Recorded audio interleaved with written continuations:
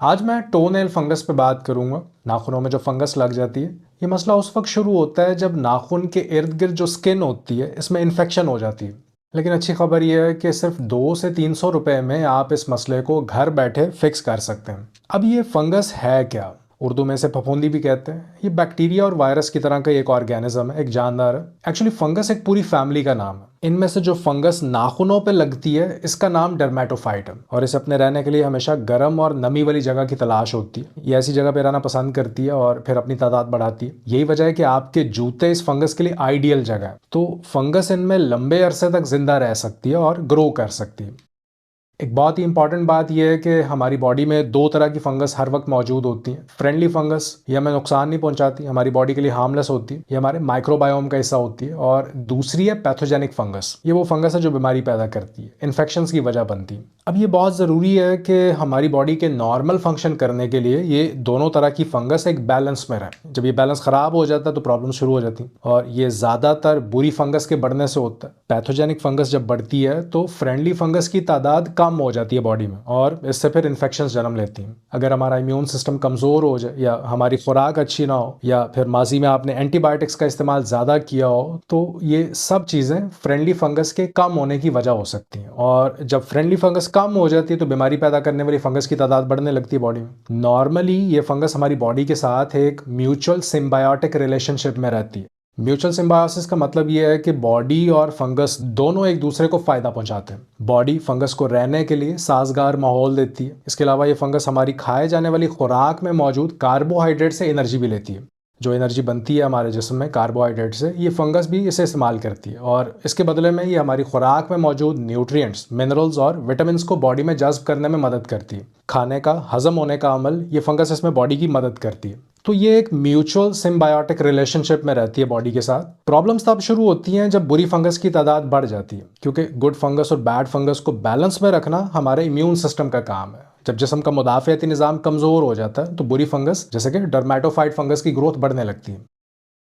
अब anti fungal treatment options में लेमिसिल बहुत कॉमनली यूज़ की जाती है क्योंकि बाकियों की निस्बत ज़्यादा इफेक्टिव है, लेकिन इसे 2 से 3 महीने तक कॉन्टिन्यूसली इस्तेमाल करना पड़ता है। डीप पेनिट्रेशन के लिए इसका इस्तेमाल लंबे अरसे तक किया जाता है ताकि सेल्स तक अच्छी तरह से पहुंच सके।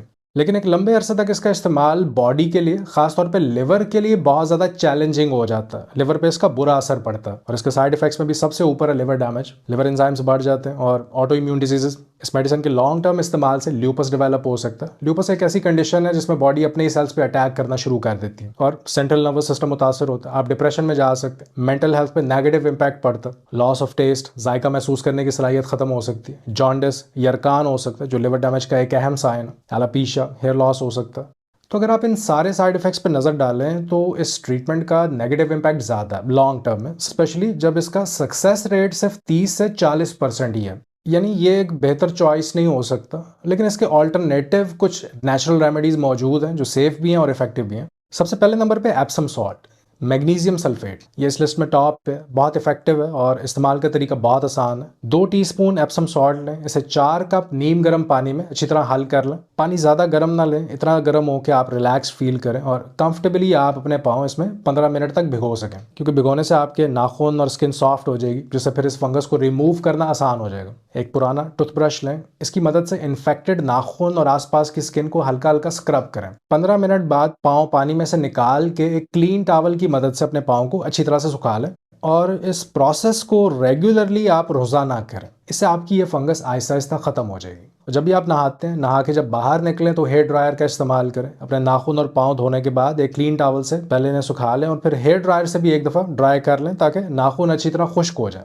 फिर जब भी आप नाखून काटें, इन्हें गोलाई में काटें, स्किन के अंदर तक ना जाएं, क्योंकि इससे इन्फेक्शन का खतरा बढ़ सकता है। लोग गलतफहमी में समझते हैं कि शायद अंदर तक नाखून को काटने से फंगस साफ हो जाती है, तो ऐसा नहीं है। ये प्रैक्टिस उल्टा नुकसानदेह हो सकती है। बंद जूतों का इस्तेमाल कम करें, ओपन सैंडल्स पहने या ऐसे जूते पहने जिनमें एयर सर्कुलेशन अच्छी हो ताकि पाँव में हवा लगती रहे और पसीना कम आए।